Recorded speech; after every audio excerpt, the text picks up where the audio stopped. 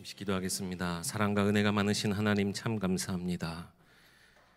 다윗의 믿음의 고백을 통해 하나님의 나라, 하나님의 그 영원한 왕국을 우리 가운데 나타내심과 같이 우리의 삶 늘 흔들리는 믿음을 가진 우리이지만 우리 믿음을 지키시고 왕 되시고 제사장 되시고 선지자 되신 그리스도를 통하여서 우리 가운데 허락하여 주시는 그 하나님의 나라를 나의 삶 가운데, 우리의 가정 가운데, 우리의 모든 업의 현장, 지역 현장 가운데, 또 우리가 함께하는 이 교회 위에 우리가 체험하게 되어지는 우리 교회의 모든 성도님들 되게 하여 주시옵소서.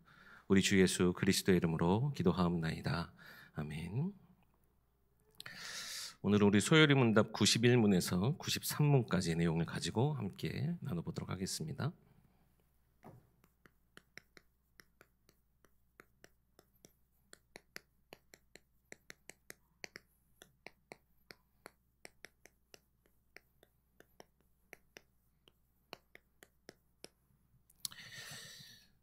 우리 성경 한 장을 먼저 함께 봉독하면 좋겠습니다. 고린도전서 3장 6절과 7절 말씀입니다. 고린도전서 3장 6절과 7절 말씀입니다.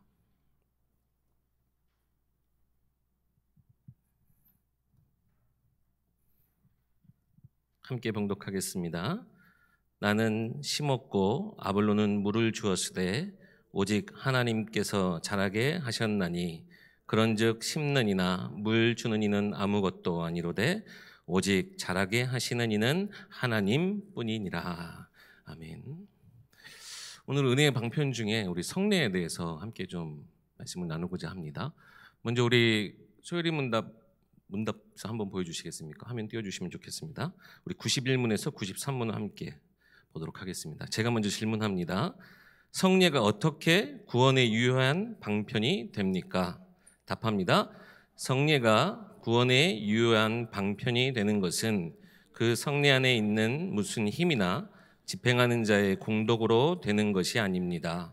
다만 그리스도의 축복함과 믿음으로 성례를 받아들이는 자들 속에 성령의 역사하심으로 되는 것입니다.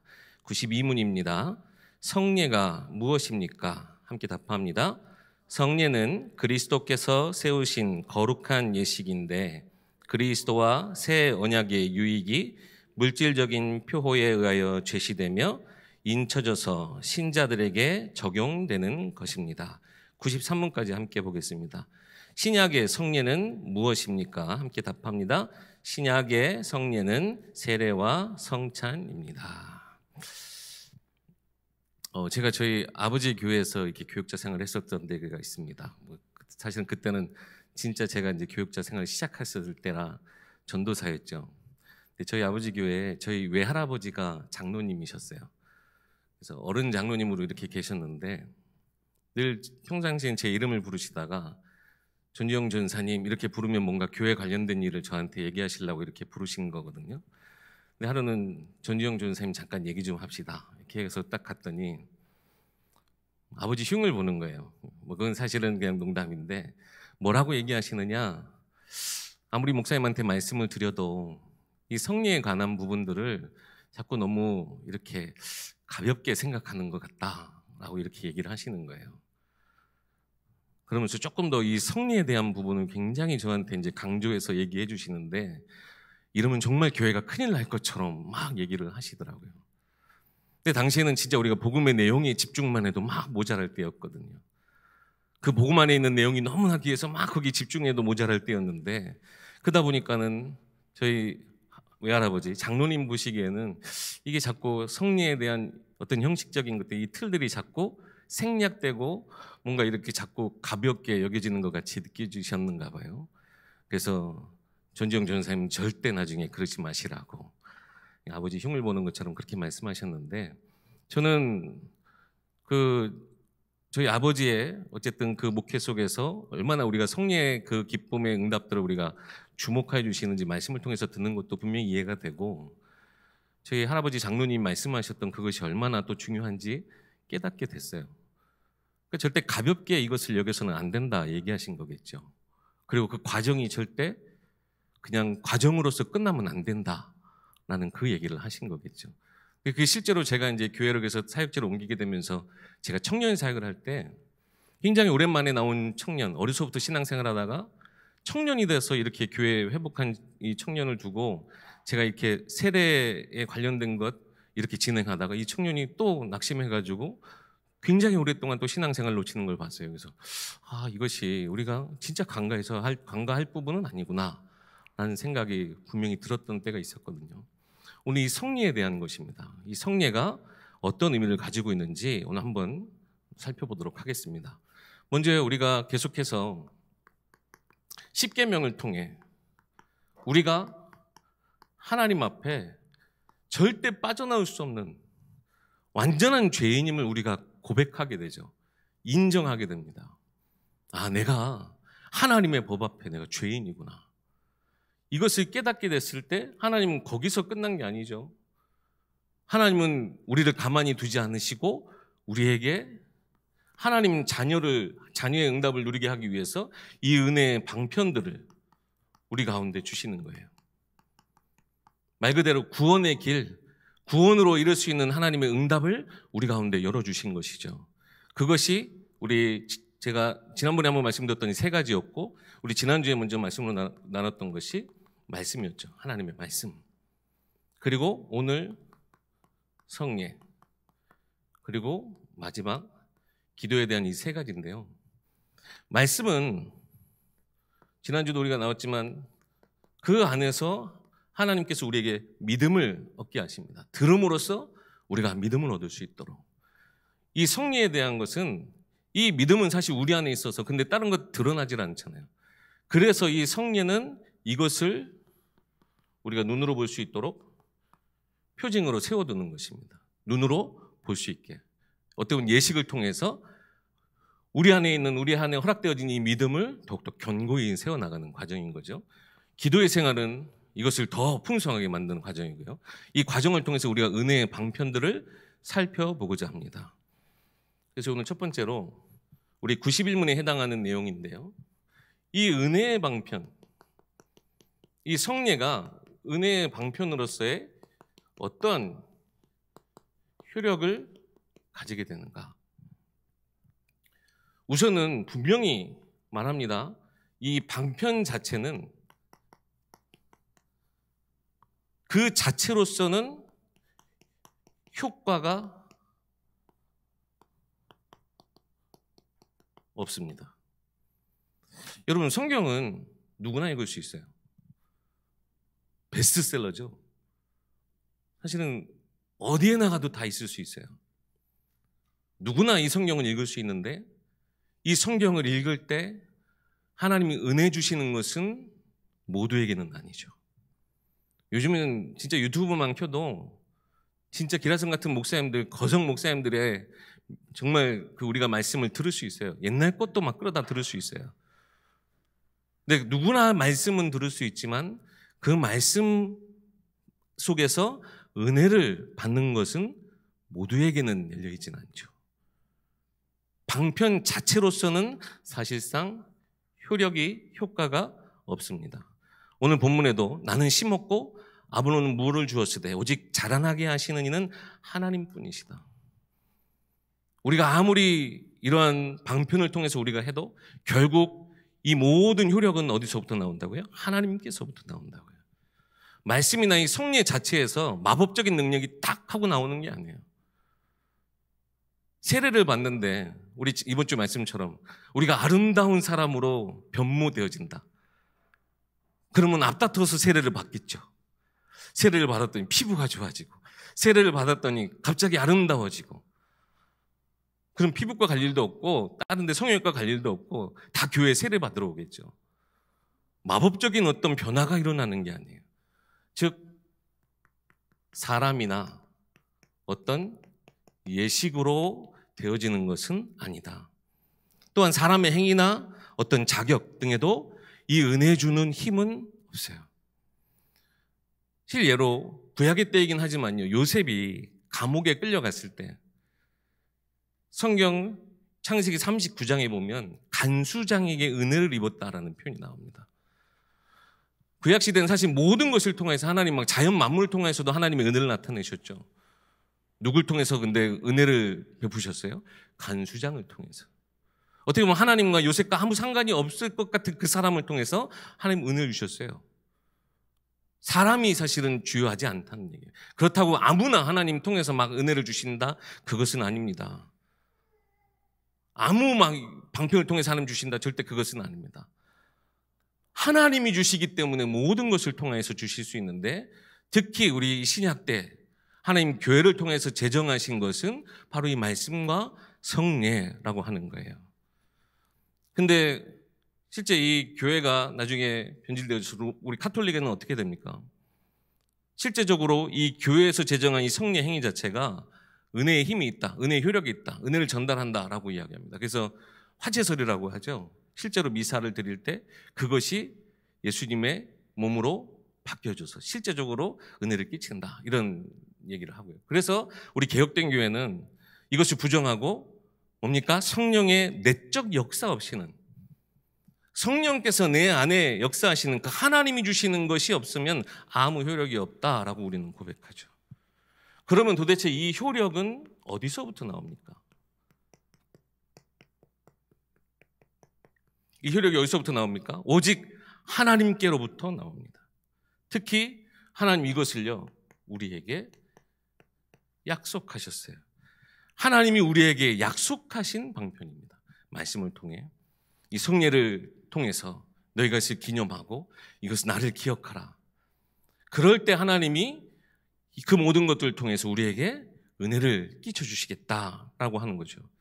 그래서 하나님이 허락하신 이 은혜의 방편을 사용할 때 누구의 복이요? 아까 우리 본문에도, 우리 그 소요리 문답의 본문에도 나왔지만 하나님의 축복이, 하나님의 복이 우리에게 임하여지면, 그럼으로써 우리가 구원의 효력을 우리가 얻게 됩니다. 오직 하나님이 정해놓으신 하나님의 방법을 통해서만 하나님의 축복이 우리 가운데 임하여지는 것, 그것이 구원의 효력이에요. 어디서부터 나오는지가 사실은 제일 중요합니다.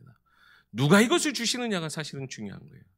세상 가운데 있지 않고 다윗 왕국에 있지 않고 하나님 나라, 하나님이 우리에게 약속하신 그 방편을 통해서 오늘도 우리 가운데 주십니다. 그래서 은혜의 방편은 통로고 도구일 뿐이에요. 말씀과 성례는 성령께서 은혜를 베푸시는 도구입니다. 그래서 이 칼빈 목사님 뭐라고 그랬냐? 성령께서 그 방편 안에서 역사하실 때만 우리는 그리스도를 참되게 누리게 된다, 얻는다라고 이야기합니다. 하나님의 것을 누가요? 성령께서, 성신 성령께서 우리 가운데 주실 때, 그때 그리스도의 모든 능력이 우리 가운데 참되게 임하여집니다.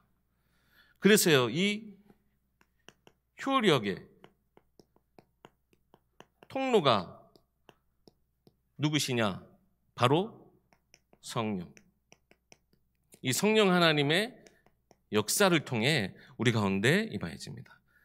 로마서 10장 17절 말씀 너무나 잘 아시는 말씀이죠. 믿음은 들음에서 나고 들음은 그리스도의 말씀으로 말미암느니라. 이 모든 그 과정 속에 누가 이 모든 것을 주장하세요?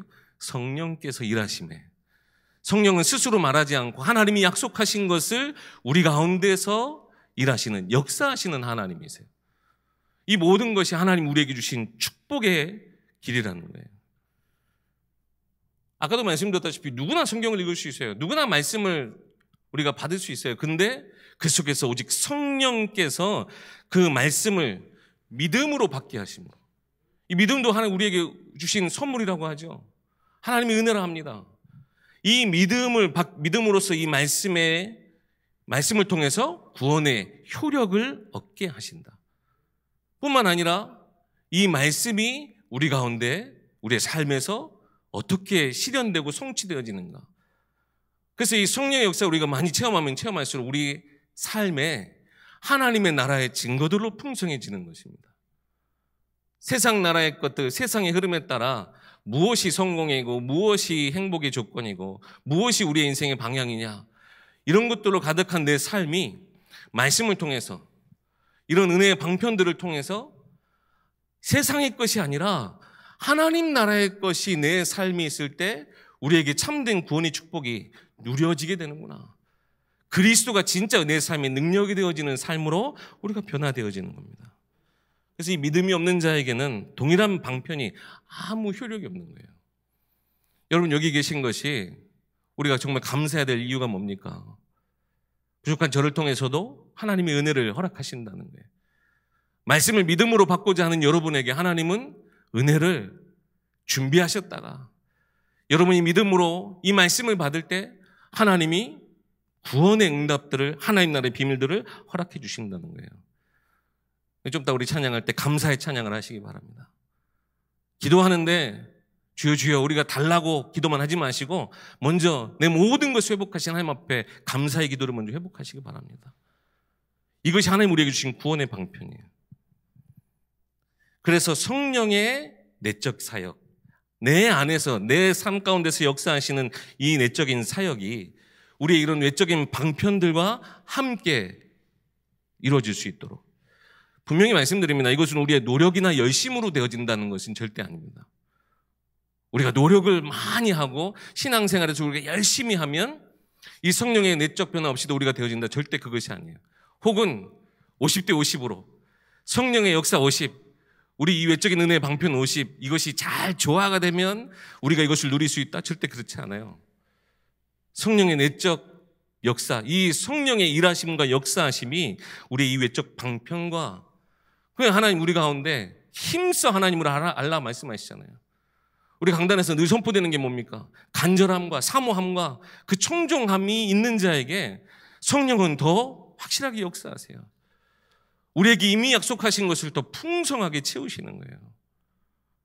여러분, 하나님 나라의 증거들이 여러분의 삶에 진짜 가득 차게 소망합니다. 이것이 하나님이 우리에게 주신 은혜의 방편이에요.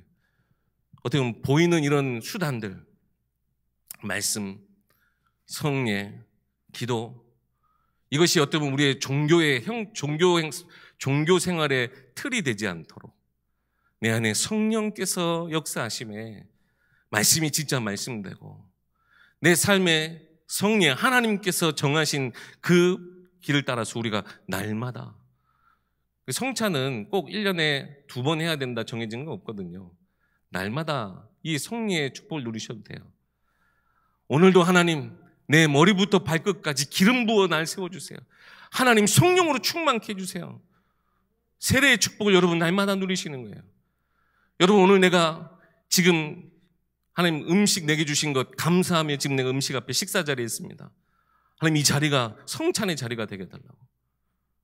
특히 성도들이 함께 모였다. 그 자리가 성찬의 자리가 될 수 있도록 우리가 그리스도를 기념하며 함께 식사하는 가정 되어지는 거. 이거를 여러분 날마다 누리실 수 있는 거예요. 하나님의 나라가 이렇게 우리의 삶 속에 그래서 임하여지는 것입니다. 풍성해지는 거예요.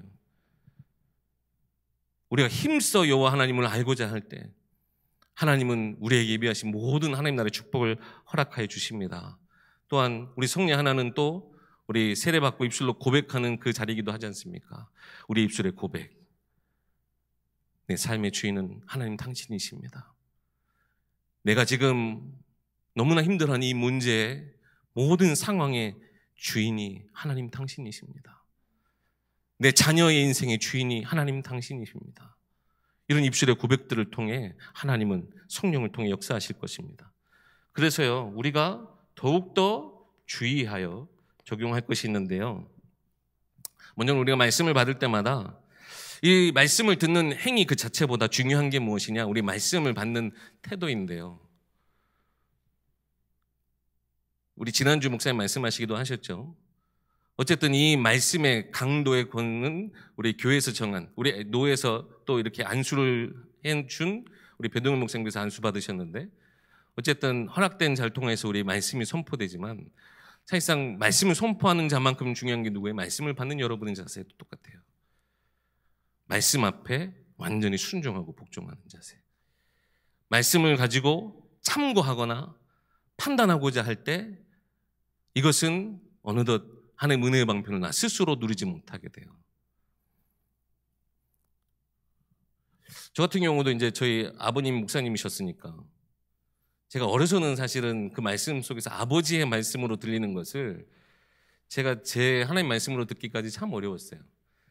근데 진짜 제가 어쨌든 하나님 주신 은혜로 제가 살기 위해서 참 진짜 하나님 앞에 무단히 기도하고 노력한 가운데, 이 노력은 제가 이 세상 열심이 아니라 진짜 하나님 앞에 다 내려놓는 그런 열심들을 가지고 기도했더니 하나님 진짜 말씀이 은혜가 되어지는 거예요.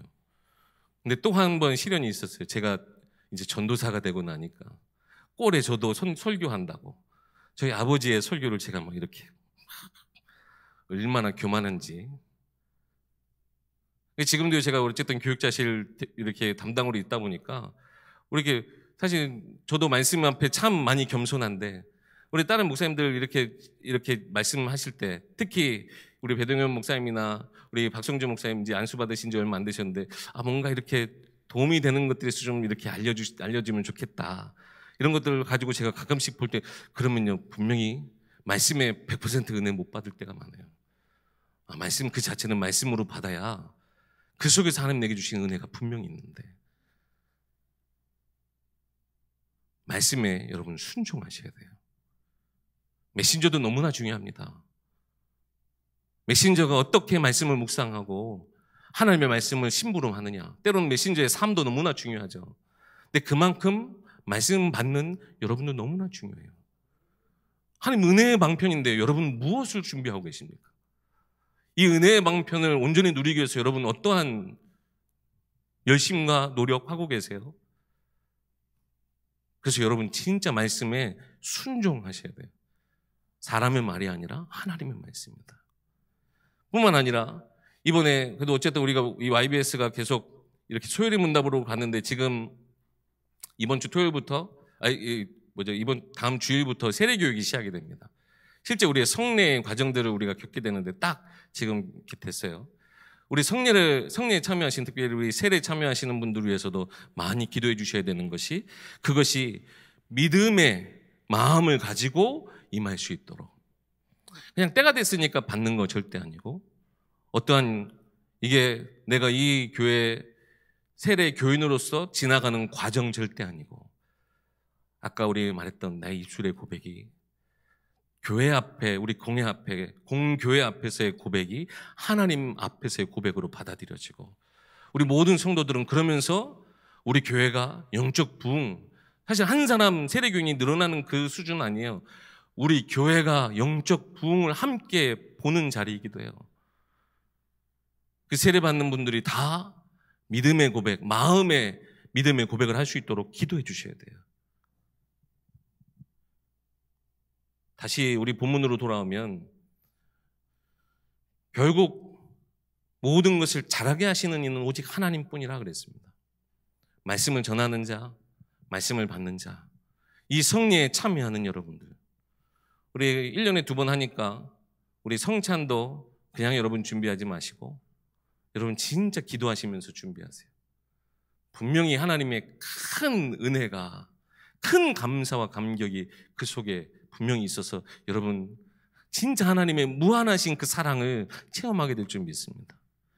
그냥 늘 하는 거니까 돌아가면서 이거 이번엔 무슨 카스테라를 썼나, 포도주는 얼마나, 그게 아니라 진짜 예수님이 명하신 그것을 내가 지키고 그것을 온전히 참여하는 그 마음가짐, 그것이 너무나 중요합니다.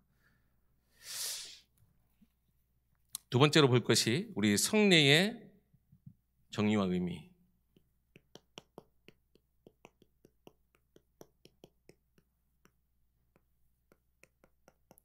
우리 92문, 93문 내용인데요. 먼저 우리 성례의 종류가 있습니다. 이 성례의 종류 두 가지는 우리 앞으로 94문, 95문, 그리고 96문, 97문을 통해서 우리가 보게 될 건데요. 바로 세례와 성찬이 있습니다. 이 부분은 우리가 다음 또 시간을 통해서 우리가 더 깊이 알아가면 되겠고요. 이 성례의 본질, 이것은 무엇이냐? 먼저 이것은 하나님의 명령입니다. 마태복음 28장 19절 말씀에도 너희는 가서 모든 민족으로 제자를 삼아 그 제자되는 자들에게 어떻게 하라고요? 아버지와 아들과 성령 삼일체 하나님의 이름으로 세례를 베풀어라 명령하셨어요. 누가복음 22장 19절 말씀, 예수님 제자들과 함께 계시면서 떡을 가지고 감사기도 하시고 말씀하셨습니다. 이것은 너희를 위하여 주는 나의 몸이라. 이를 행하면서 나를 기념하라 라고 말씀하셨어요. 예수님이 그리스도께서 정하여 주신 명령입니다. 그냥 교회 어떤 한 예식이 아니라 하나님이, 예수님이 우리에게 명하신 거예요. 그것이 오늘 우리 92문 중간에 어떤 내용이 있었죠? 표가 있었고 그것을 인쳐져서라고 돼 있죠. 표라고 하는 것은 눈으로 보이지 않는 것을 보여지는 상징으로. 그래서요, 우리 세례 받는 분들은, 우리 그래서 또 유아 세례 받고 입교하는 우리 청소년들은 자기의 안에 있는 이 믿음을 시인하고 고백함으로써, 또 우리 주의 사자 목사님을 통해서 안수를 받음으로써, 물 세례를 받음으로써 이것을 하나의 예식으로 지나가는 거죠. 이 예식 자체가 효력이 있는 것은 아닙니다. 근데 내 안에 있는 이 믿음을 모두 앞에서 고백하고 함께 나타내는 거예요. 함께 모든 성도들이 기도해 주는 자리이기도 하죠. 인쳐졌다라고 하는 것은 도장을 찍었다는 의미이기도 해요. 이것은 하나님이 이 사람은 내 거야 라고 하는 의미가 있고요. 하나님의 보호와 인도하심에 딱 도장을 찍는 거고요. 모든 하나님의 권위, 하나님의 권한, 이것을 우리에게 위임하는. 그래서 인치심을 받은 우리는 누구 거예요? 하나님 거예요. 세례를 받으니까 하나님 거가 아니라 내 안에 있는 이 믿음, 분명 하나님이 나와 함께 하시는, 내게 모든 것을 이미 주셨지만 우리가 그것을 실제적으로 기뻐하고 감사하고 모두 앞에서 함께 공표하는 자리이기도 해요. 하나님 나의 모든 발걸음을 인도하시고 보호하시고, 또 하나님이 내게 주신 축복뿐만 아니라 내게 주신 사명도 우리가 확인하는 자리이기도 합니다. 이 성례의 목적이 있어요. 성례의 목적은 크게 두 가지로 볼 수 있는데요. 계속 반복되는 내용이지만 우리에게 주신 이 복음을 시각적으로. 그래서 우리 특히 이제 성찬이나 성례할 때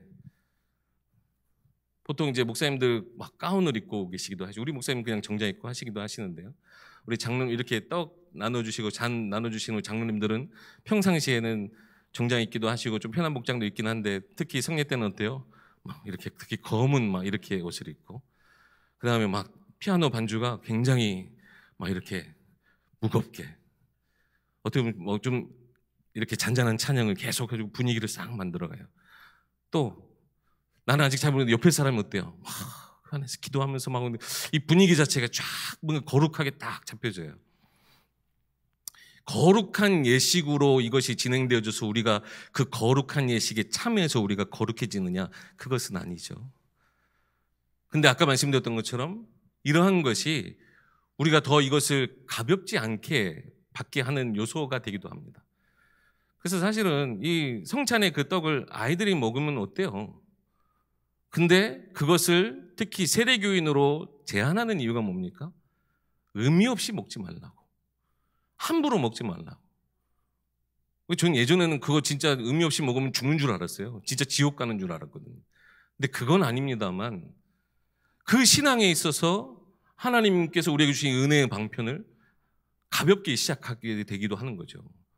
얼마나 사실은 이 중요한 하나님의 은혜의 방편인데, 구원 얻은 우리에게 주신 축복의 시간인데 그거를 혹 가볍게 여길까 봐 아이들에게는 세례 교인께서 허락하지 않고 이것을 그 거룩한 분위기로 흘러가되, 실제 거룩의 내용은 어디 있습니까? 거룩의 능력은 내가 이 믿음으로, 내가 나를 위해 죽으신, 날 구원하신 그 그리스도의 모든 것을 내가 감사하는 마음으로 받게 될 때 우리가 그 안에서 거룩한 백성으로 다시 한번 확인받고 거룩한 옷을 입는 그 시간이기도 한 거예요. 이 복음을 시각화하는 자리이고요. 다음에 우리 성도의 믿음을 더욱더 견고하게 확신 가질 수 있도록, 그것이 성례의 목적입니다. 그러니까 실제적으로 사실은 그런 일이 많지는 않는데 드문 경우로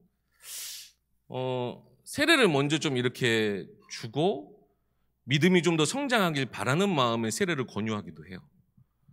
그러니까 교회 나오신 지는 오래됐는데 사실은 세례 받을 때가 되셨는데 사실 세례를 이렇게 못 받으신 분들도 있긴 한데, 때로는 어쩔 때는 우리가 분명히 또 세례도 정한 때가 있는데 어쩔 때는 세례를 조금 더 그 정한 것보다, 그러니까 꼭 그래야 되만 된다고 하는 교회 법 이게 아니라 조금은 이렇게 앞당겨 받기도 하고, 어쨌든 그래요.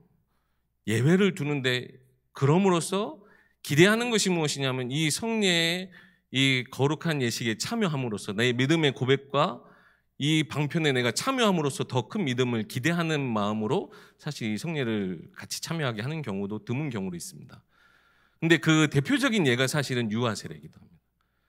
유아세례는 아이가 자기의 믿음을 가지고 목사님이 믿음을 고백한 그 아이에게 안수 주는 게 아니잖아요. 누가 그 믿음을 대신 고백해요? 부모가.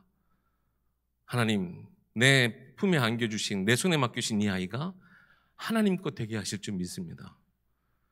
그 믿음을 많은 사람들 교회 앞에서 함께 고백하는 거예요. 그래서 우리 유아세례 받는 가정은 여러분 한번 유아세례 줬다고 끝이 아니라 정말 그 가정의 그 부모를 위해서 기도해 주셔야 되고, 그 아이가 우리 주일학교의 모든 과정, 단순한 교육의 과정이 아니라 어려서 받았던 그 하나님의 인치심의 그 약속을 가지고 그 아이가 믿음으로 잘 자랄 수 있도록, 그래서 이 아이에게는 한 번 세례를 베풀었기 때문에 세례를 또 주는 게 아니라 뭐 하죠? 입교, 자기의 믿음의 고백을 할 수 있도록 성도들의 믿음을 더욱더 확실하게 하는, 내가 가진 믿음을 확증하게 하는 그런 목적을 가지고 있습니다. 이번에도 너무 감사하게 지금 총 6명의 우리 청소년들이 이번에 입교하게 되고요. 총 11분의 세례자가 있습니다. 우리 새가족들, 그리고 우리 청소년 중에도 유아세례 받지 않은 청소년들 같이 이번에 총 11명이 세례를 받고 5가정이 이번에 유아세례를 받습니다. 적지 않은 숫자인데요. 사실은 이분들을 위해서 정말 여러분 주보 광고 보시고 또 이렇게 들으시면 기도해 주셔야 돼요. 이들의 그 예식 자체가 진짜 하나님 앞에 은혜의 방편, 하나님의 은혜를 진짜 마음껏 쏟아 부으시는 그것을 그들이 체험할 수 있도록 기도해 주셔서 우리 교회가, 그래서 더 사실은 이 세례 때마다 정말 우리가 보통 우리 상반기 하반기 2번 하잖아요. 그 사이에 우리 교회에 처음 오셔서 신앙생활을 시작하고 완전히 하나님 믿지 않은 상태에서 믿음의 고백을 통해 교회 안에서 하나님을 알아가되 그 모든 과정을 통해 이제는 세례 받을 때가 되었습니다. 내가 교회 앞에서 하나님 앞에 내가 믿음의 고백하겠습니다.